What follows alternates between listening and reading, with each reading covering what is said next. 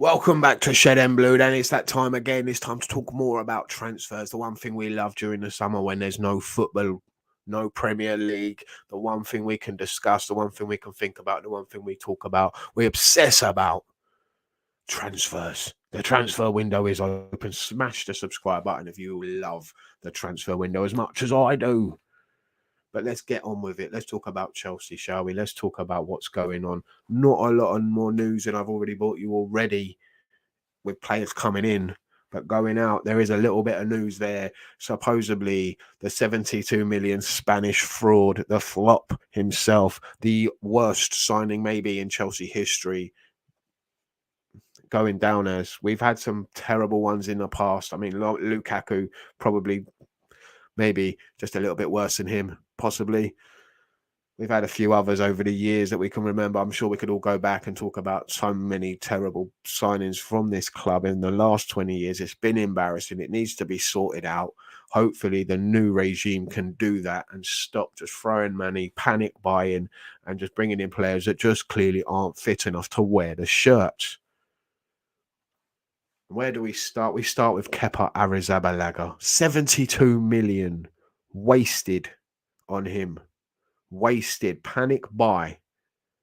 Complete panic buy. The geezer was never worth 72 million. We overpaid, way overpaid for that one. We got mugged off completely by Bilbao. They were laughing at us, saying he was the next coming of Thibaut Courtois. Do me a favour. Okay, I know Chelsea fans are not big on Courtois after what he did and the way he left, but you've got to admit the geezer's class.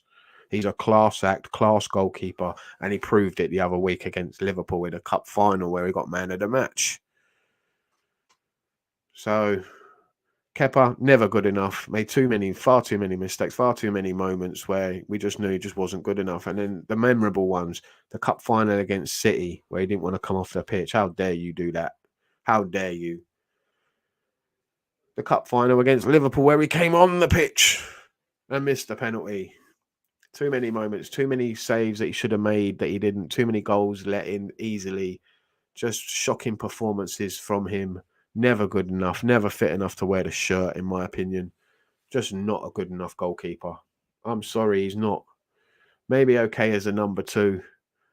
Can he stick around? He does, but he doesn't want to be Chelsea's number two anymore. He thinks he's got a chance of being Spain's number one. Do me a favour. Do me a favour. Behave, lad. But he wants out and let's let him go. He's on high wages, high demand. So I say get rid. Bring in someone. Maybe bring in a young lad from the youth ranks. Maybe bring in, I don't know, Nathan Baxter. He's been loaned out. Maybe it's his time to have a chance. Give him a go as our number two. Maybe bring in some experience as well. So we have three goalkeepers. We have Mendy, of course, our number one, the world's best. Number two, though, who do we go with? That's the question. Number two, maybe Nathan Baxter. Maybe we bring in experience in number three and maybe a Ben Foster, someone like that who can help a young goalkeeper gain experience, gain some time and, stick with him and give him some knowledge, share the knowledge with him and help him improve and him get better. And within time, maybe challenge for the number one spot. I'm not saying he will ever displace Mendy, but you never know. That's where I would go. Get rid of Kepa, though. Who's interested in Arrizabalaga? Who would really want this clown in goal? Supposedly Newcastle are interested. So, Geordies, if you're willing, take him. But trust me, he ain't all that it cracks up to be. He ain't Premier League good enough. He ain't good enough. So, hopefully we can farm him out somewhere. Hopefully not a loan. We don't want a loan. We want to sell him. Get rid. We need to... his high wages off the bill. I'm not a big thing about I don't really care about wages and all that stuff. But if we can get rid of him and bring in someone of quality to help the squad, I'd be all down for that. Let me know what you think down below, though. Do we get rid of Kepa? Do we bring in another goalkeeper? Of course, we don't need a number one goalkeeper. We do need a number two or three goalkeeper, in my opinion, for the squad. That is a must. A must.